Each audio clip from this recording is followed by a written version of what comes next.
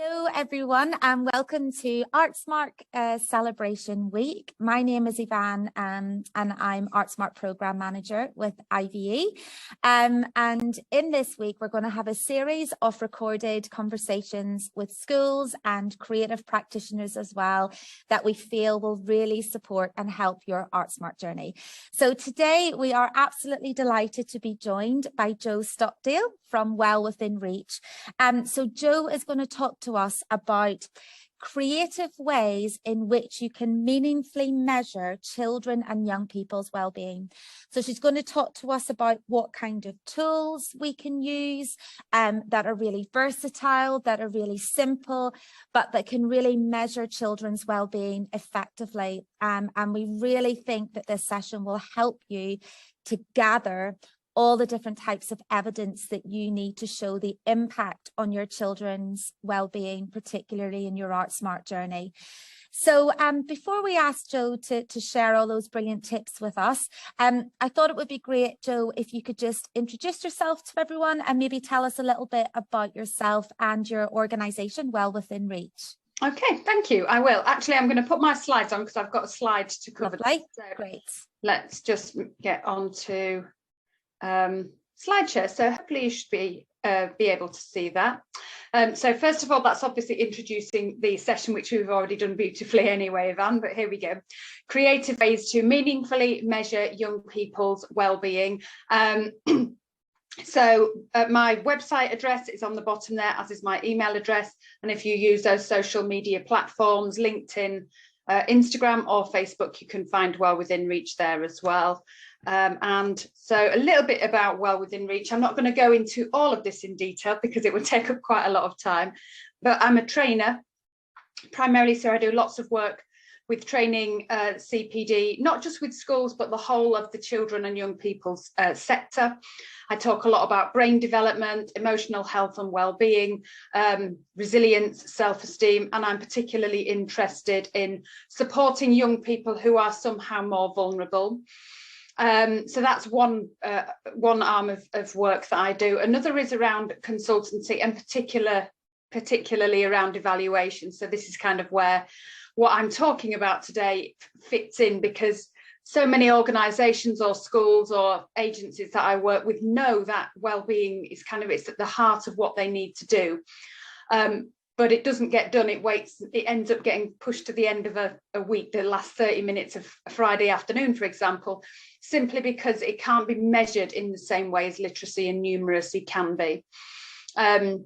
So that's very much the core of what we're going to be looking at today. And I also create products and resources that are very, very much aligned with both of those things, the consultancy and the training that I do. So helping to put physical products into people's hands, and that just extends the reach of the work that I do with CPD and consultancy. And then as and when I can fit it in, I also do a bit of work with parents as well. But that's a smaller part of Within Reach for the time being, at least, because it's only me, like so many of us, is trying to do far more than one person can comfortably manage. So that's a bit of an introduction to Within Reach. So to begin with, what I would like to explore today with those of you who are here, those of you who are watching this CPD recorded, what I would invite you to do is just pause this video and just get your notebook out, or just, even if you don't make any notes, to just have a think about it. But for those of you who are watching and joining us live, I think one of the main issues that we have with well-being, and particularly measuring well-being, is defining it. Well, what is it? So there's no right or wrong answer here, but I'm interested to know if you want to either turn your microphone on or put some comments in the chat box about the words or phrases that you think constitute emotional well-being and emotional health in children and young people.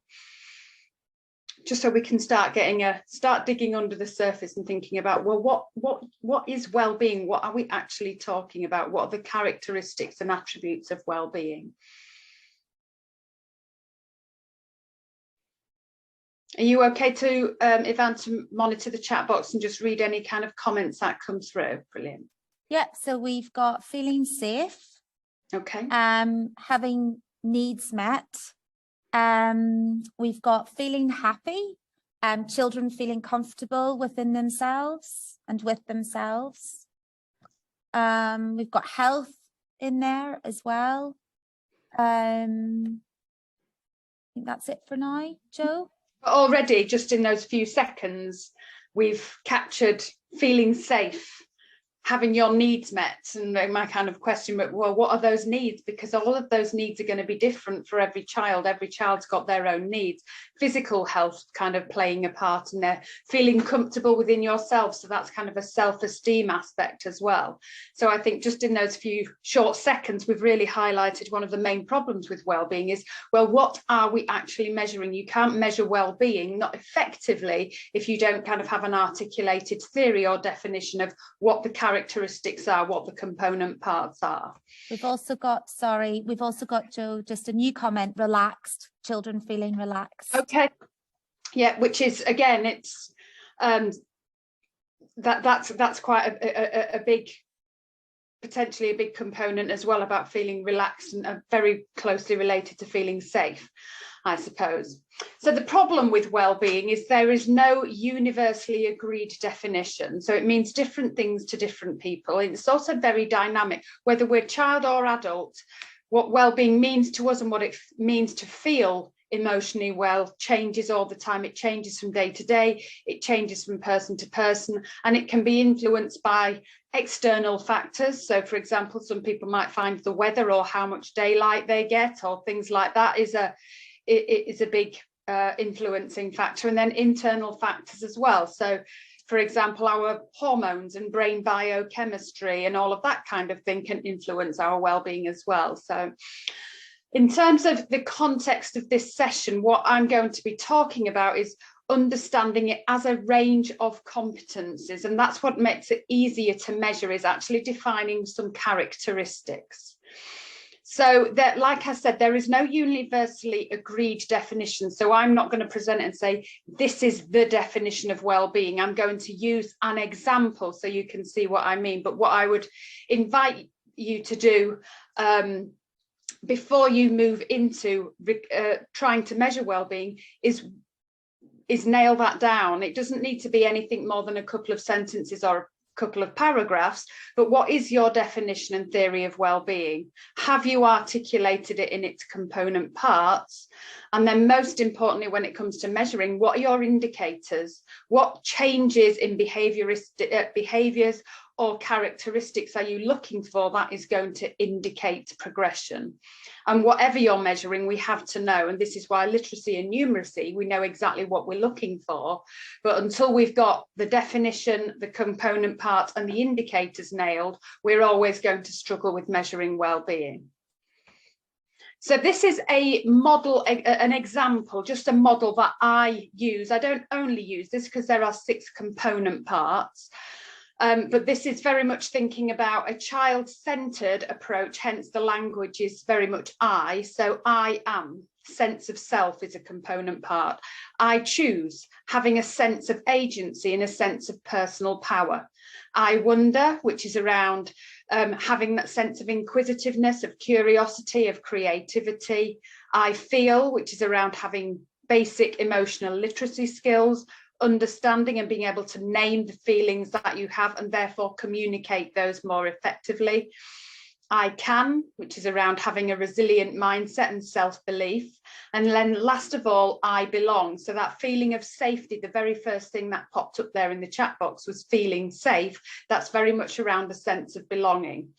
So it might be that this kind of model resonates with you and you want to use that, or you want to just choose something completely different, or maybe choose 2 or 3 or even just one component of what I'm presenting to you. But that's just a particular model of well-being, but instantly you can see a sense of self. That's the identity. Being able to give young people choices and decisions is going to influence their sense of agency. Being able to build emotional vocabulary is going to give them a stronger sense of and a stronger ability around emotional literacy. So it's much it becomes much easier to understand how we can build well-being, what we are going to put into children's diet to build their well-being, and what we might ask them about in order to track progress. So hopefully that makes sense to you. So I'm not going to read all of this, but you can see here, these are the kind of definitions. So this is quite comprehensive. Six different aspects to well-being is quite comprehensive, but the nice thing about breaking well-being down into different competencies, different components, is that you don't have to do all six. You might say, right, well, today all we're going to do is focus on, for example, helping children create a stronger sense of self. And this is what, for example, a stronger sense of self might look like in our children. Children who might say, they may not think these exact words, of course, because these are quite adult words, but I identify with myself as a unique and individual human being. I know myself, about my preferences, my likes, my dislikes, about my personality and character. So you can see when you've got a definition like this, that can help you to guide what activities you could do with your children to help to strengthen their sense of self. And then that would also help you to kind of think about more articulated questions about how you might measure sense of self. What questions might you ask about, tell me one thing about your personalities, tell me 3 things that you like doing, tell me 4 different foods you don't like, what's your favorite color? All of these questions that we're having with children all the time are helping to build their sense of self.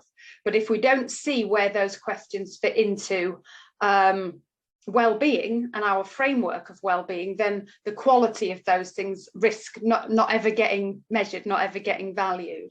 So take as long as you need. You'll get the slides after this as well, and you'll be able to go through each of those and just think about what's useful to you and how you might be able to use this framework or a similar framework to help develop your own well-being programs and, most importantly, measure them.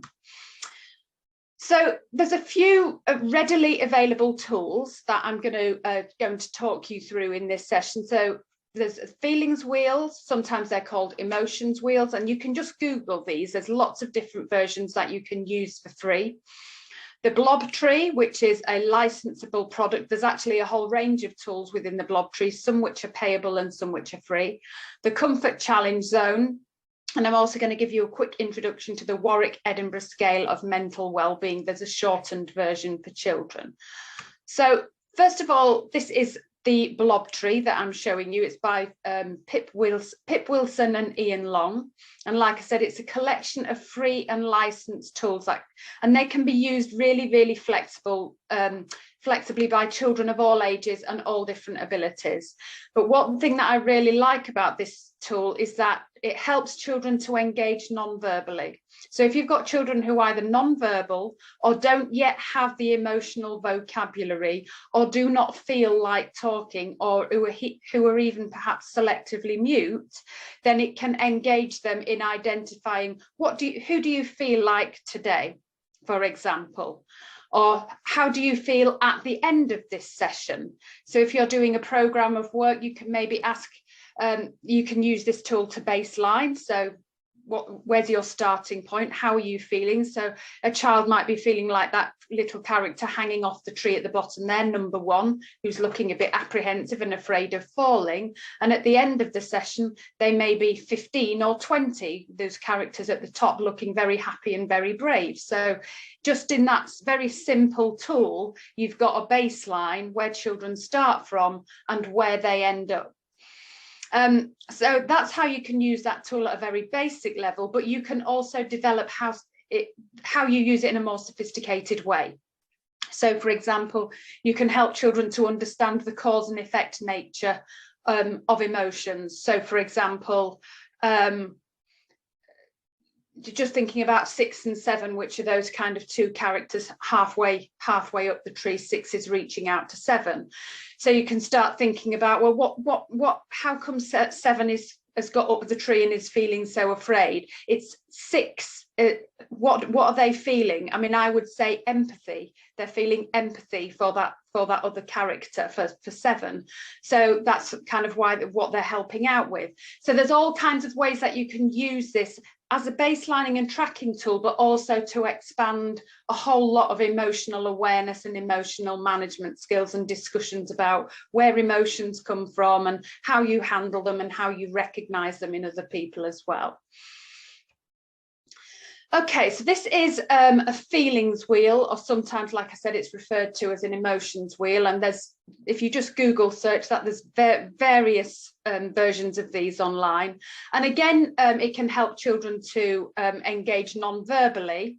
But obviously, there's quite a lot of sophisticated language in this one as well. So the idea with emotions wheels is that you start with the core emotions, so those central ones. So on this one, it's sad, mad, scared, peaceful, powerful, and joyful.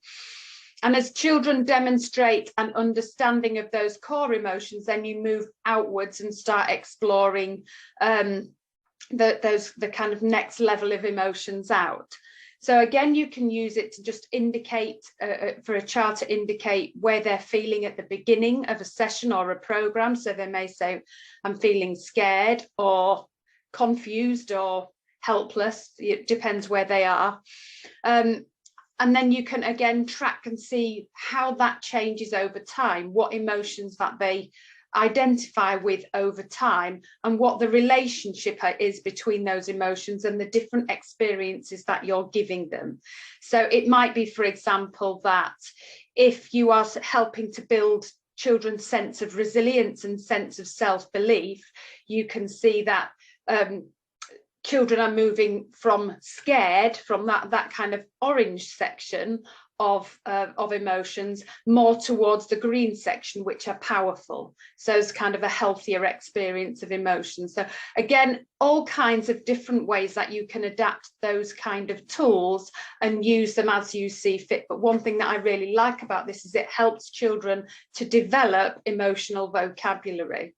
So just going back to the framework of wellbeing that I introduced at the beginning of this session, if you identify that actually this is a skill we want our children to improve on, we want to give them a better emotional vocabulary so they're better equipped to communicate their emotional worlds, then this is a tool that you could use to not only track their progress, but actually develop their emotional language as well.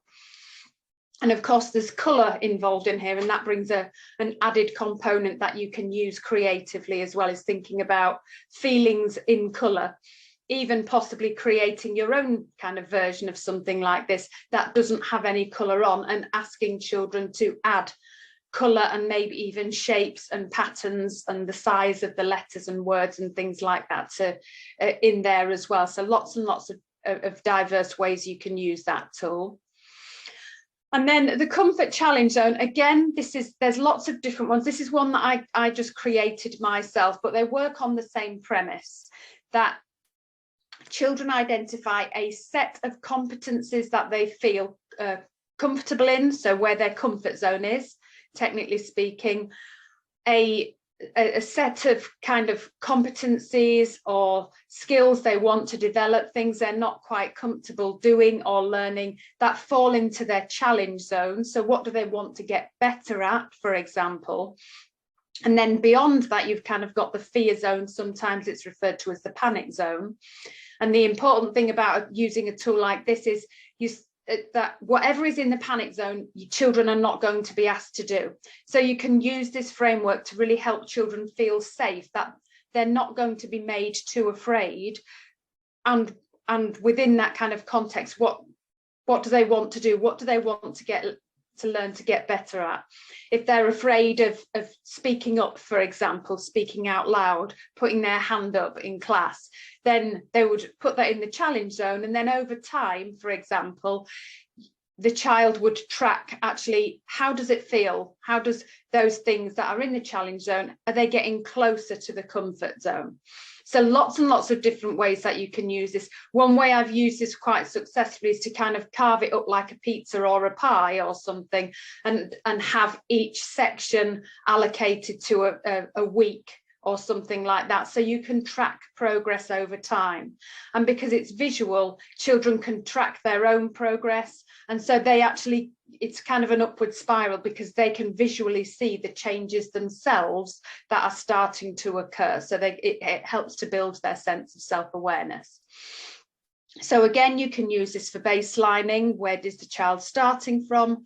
Where do they end? But it's also a very useful peer assessment tool. So if you can have something like this on the wall, and children, if for example, there is a child who's highlighted, I struggle to put my hand up and speak up in class, and another child sees them do that, then that other child can make a note, I saw you do this today. So even if they don't have the self-awareness skills, other children can, or adults or teachers, can make a note of that and make a visual mark on that kind of child's graph. So they get lots of positive feedback themselves from seeing the changes that are occurring. Hopefully that's making sense. So they're just kind of 3 tools. So I just want to introduce quickly the Warwick-Edinburgh scale. Again, this is downloadable. This is not as creative or fun or as visual, but it is quite a popular tool, which is why I've included it in the presentation today.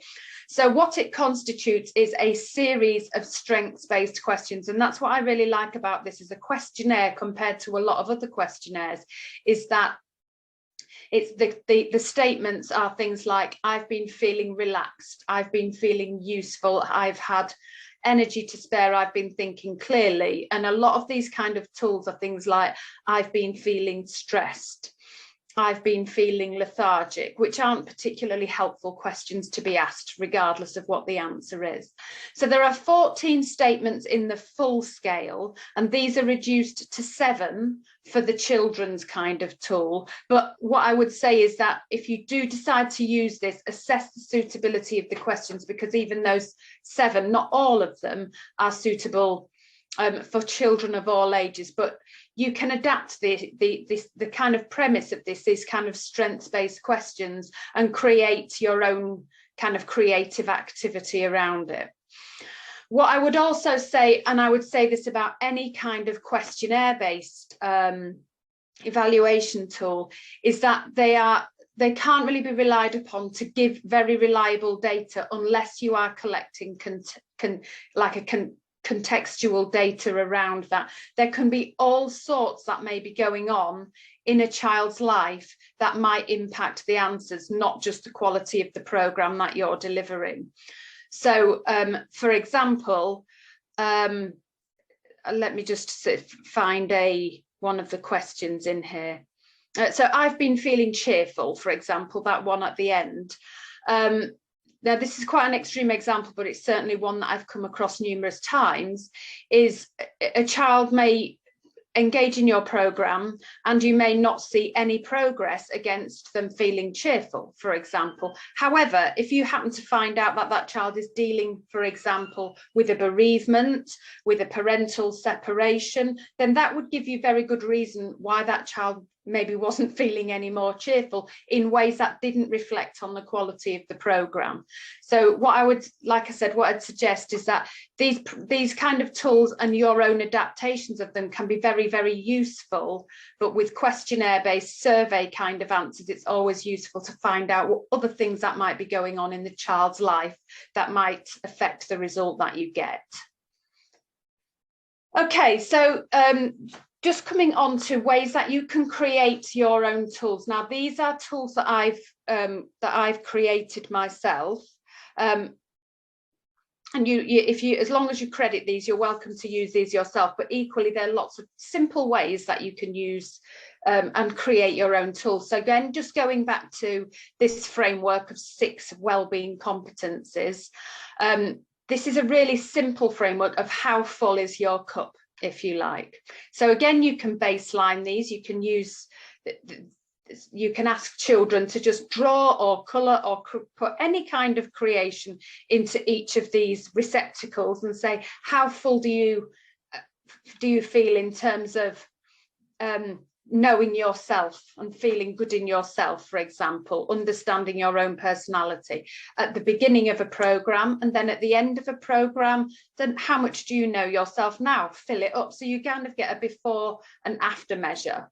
So these are just 6 statements that align completely with those 6 wellbeing competencies there, that ask children to simply indicate a level of fullness. So really, really simple framework. It gives you before and after, and allows you to, like I said, you don't have to be working on all 6 different competencies. It might be that, for example, just using this as a very basic framework, that you have 6 sessions over 6 weeks, and for each of those 6 sessions you work on one of those competencies, and at the beginning of the session you baseline, and at the end of the session you ask them to indicate again, and then you've got a very clear baseline and tracking against all 6 competencies over the 6 weeks, without giving children lots and lots of words, because certainly they like some words, but they like visuals and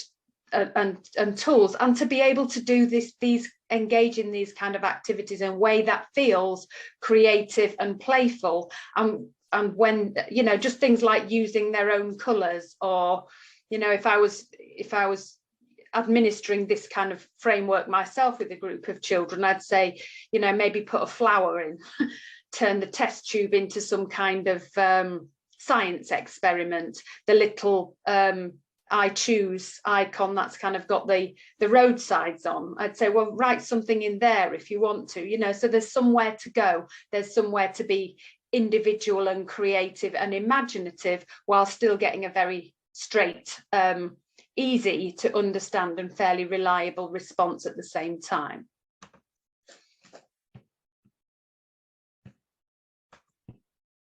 So I'm just trying to just check that I haven't missed a slide there. Okay. So I had missed a slide there, lucky for that. So again, this is using it the exact kind of same premise, but this is about tracking progress over time. So for example, over a program. So there are a lot of different receptacles that are packed into this one sheet here. You may find that that might be a bit confusing for very young children, but for example, this is thinking about activity 1, 2, 3, 4, and 5. So you can track the impacts of different activities that way. And again, there's an opportunity for each of those 5 activities for children to fill up their well-being according to those 6 different competencies. So over time, from sessions 1 to 5, for example, if you ask children to fill up their cup or their jar or their glass, you would hopefully see that those receptacles were kind of getting fuller. But you may also see patterns emerging. So for example, if you see that the I've explored who I am, what I like, what I don't like, and my personality is getting fuller and fuller, that you've had a lot of success with building children's sense of self. But if you find that the I've done hard things without giving up, stays the same, or even those receptacles across that line get emptier, you know that you haven't been so successful in building the resilience kind of mindset, and that might point you towards what else you need to do in your program. Or for example, encourage you to ask questions about what else might be going on in these children's lives that's maybe reducing their self-belief or kind of knocking their resilience down.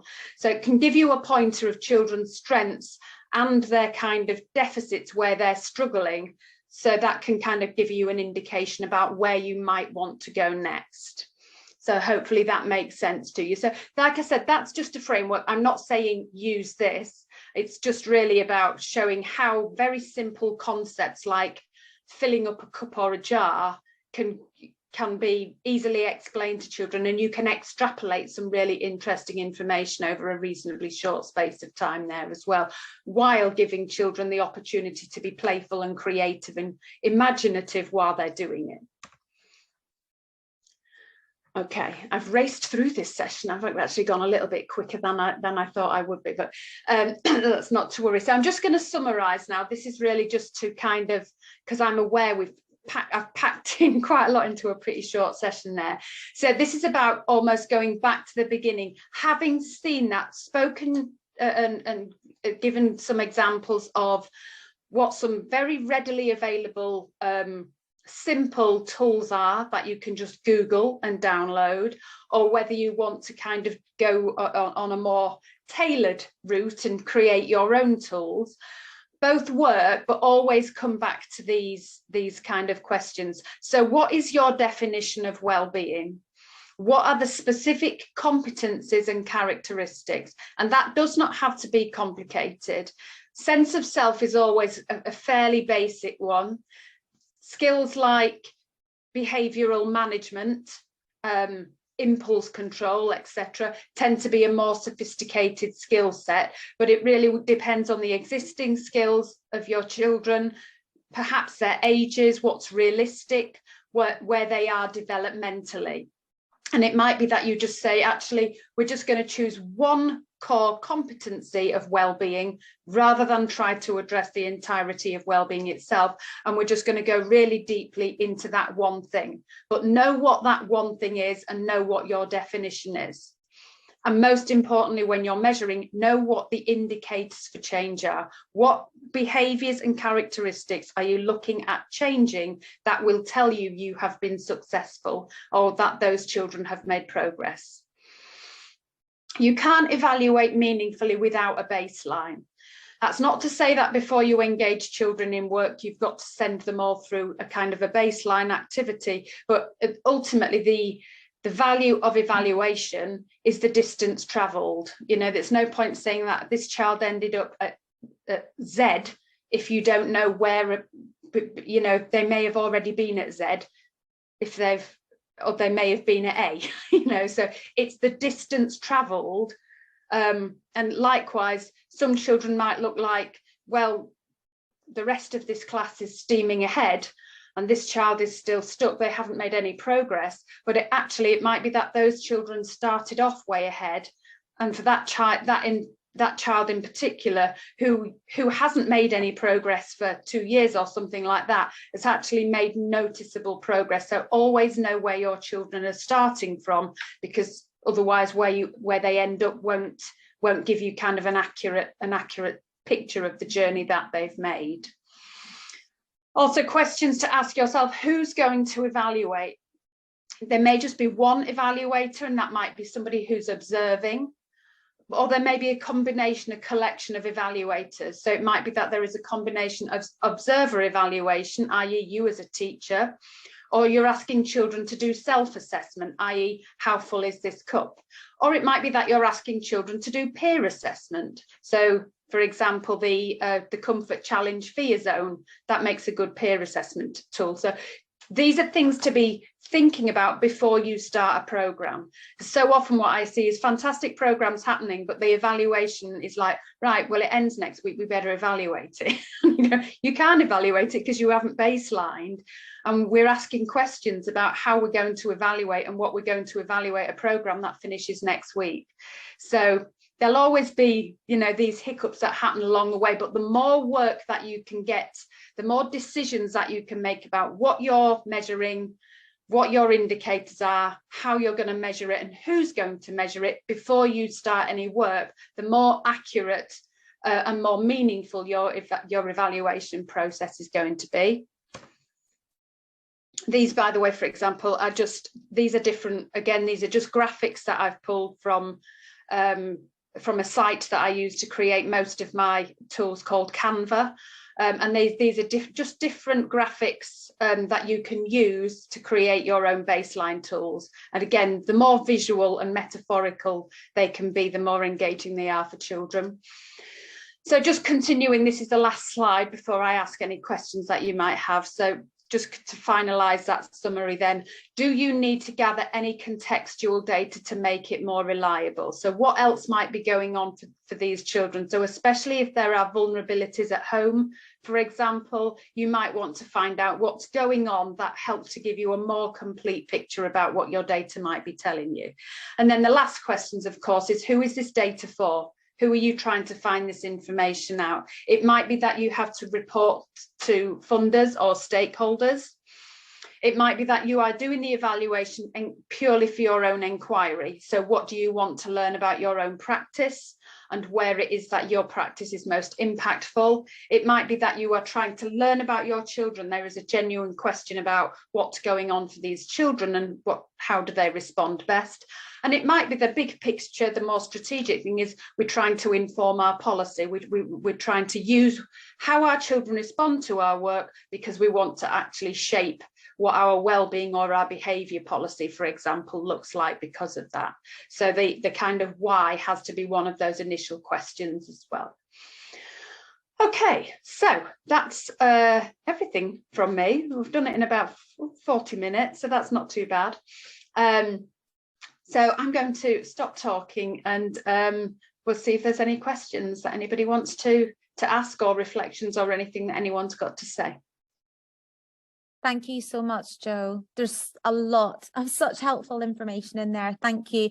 We do have a couple of questions from the chat box, so let me just bring them up. Let's see. Do you have any arty ideas for well-being, Jo? Especially to recognise how children might be feeling. We have a lot of disadvantaged children, and 20% of our children are SEND. Okay. It depends what you mean by arty. I think, Virginia, if you wanted, I think it's yourself who asked that. You can type into the box if you like, by arty. So like, for example, through drama, dance, visual arts. Is that what you mean in terms of measuring well-being through those different art forms? Yeah. So yeah.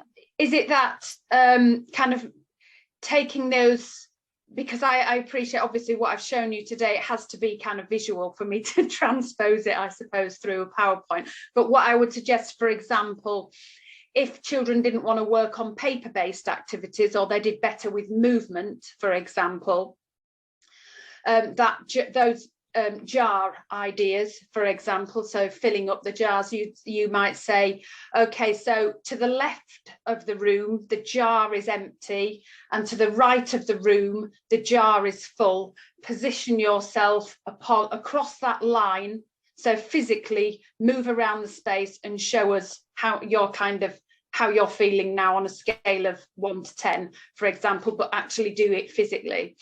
The comfort challenge zone, for example, I might say create a red zone in this corner of the room, or so that's your kind of fear zone, a green zone, which is your kind of comfort zone somewhere else, and that kind of thing to help get children to move around. And also I'm just thinking about more symbolic, you know, the kind of it might be that rather than using kind of words or even things that are quite literal like the blob tree, that you use more symbolic, tactile, sensory kind of objects. So it might be that you bring in a basket of stimulating objects and you get children to kind of go through them. They're all going to have different kind of different interpretations of what they mean, but just kind of open a dialogue with your children about what different things might mean, different textures, different colours, different shapes, different sizes, maybe even different noises, for example, and then get children to maybe select I am feeling like, and to find an object, and then hopefully somehow be able to explain why they've chosen the thing that they have. So it's about, as long as you make sure that there is a way of capturing those kind of more creative responses and pulling something meaningful out of it, even if you're just recording their words, or even, you know, recording as they speak, them explain why they've chosen a very noisy musical instrument, for example, you know, so because otherwise there's always that risk that we're going to put our own interpretation on it. So if a child has chosen something very noisy to represent how they're feeling, we might think, oh, they're feeling very angry, but actually that might give them a huge sense of release, you know, so that actually might be relief and relaxation for them. So I think you can be as creative, and obviously I'd encourage you to be as creative as you want, especially for those children who struggle with the more paper-based and literal stuff, as long as you have a reason to interpret the responses that you have, and that you record those somehow, and that they don't all go through the kind of the lens of our own bias, because that's so easily what can happen. Does that answer your question, Virginia? Lots of thumbs up in the chat box, Jo, for those ideas. Yeah, thank you so much. And I just to pick up on a couple of things as well, it's embedding ways to measure children's well-being in arts activities, as Jo's explained, is really, really effective. And I think it's effective because sometimes when you ask a child a direct question, or anybody a direct question, your initial response sometimes is go, I don't know the answer, you know, and you feel pressure to answer a question. Whereas embedding that into different arts activities, which are very playful, and as Jo said, like making sure that you're taking time to kind of read the responses as well in a contextual way too, to look at what the children are saying and how they're feeling, and read and act on that and respond to that.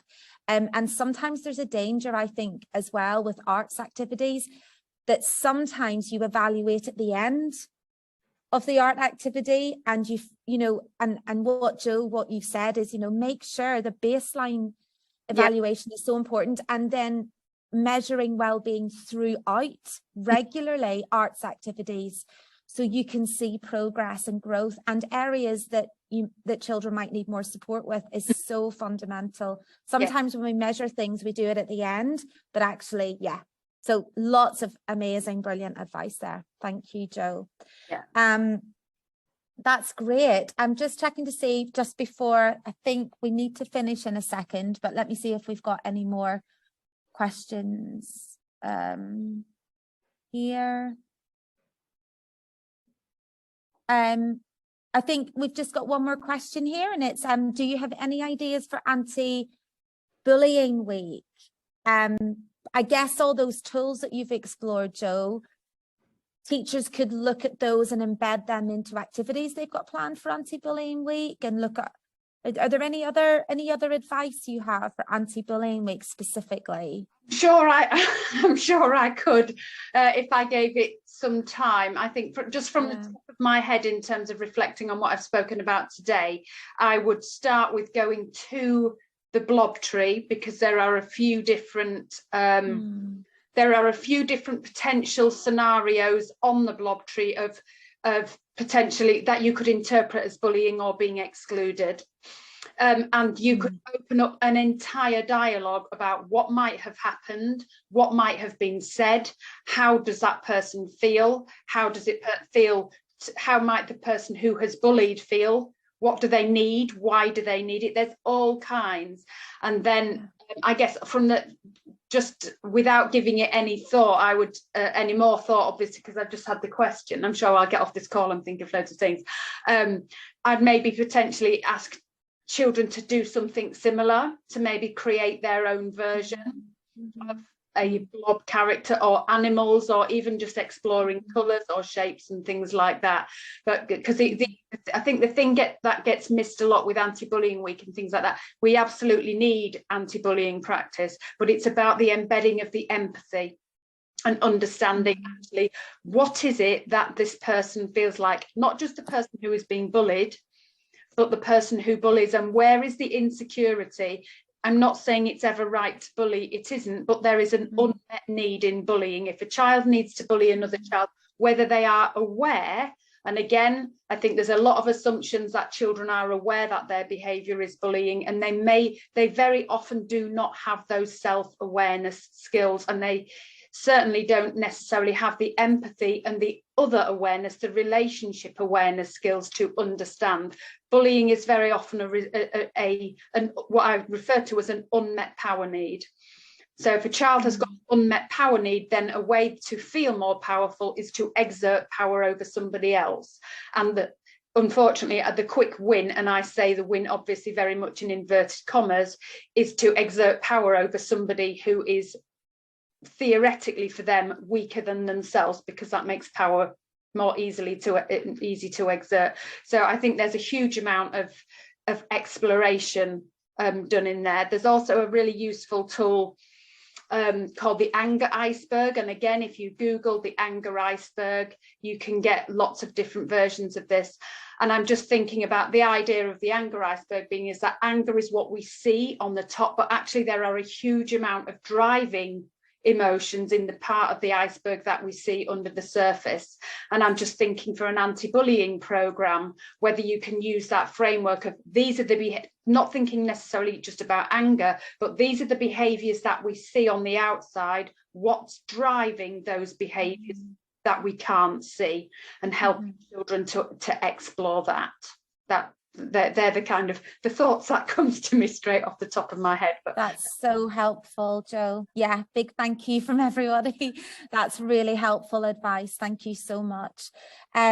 Well, that comes to the end of the session this morning. It's been so valuable, and I'm sure, you know, it's been valuable for those who have been able to join us today, and certainly for anyone watching.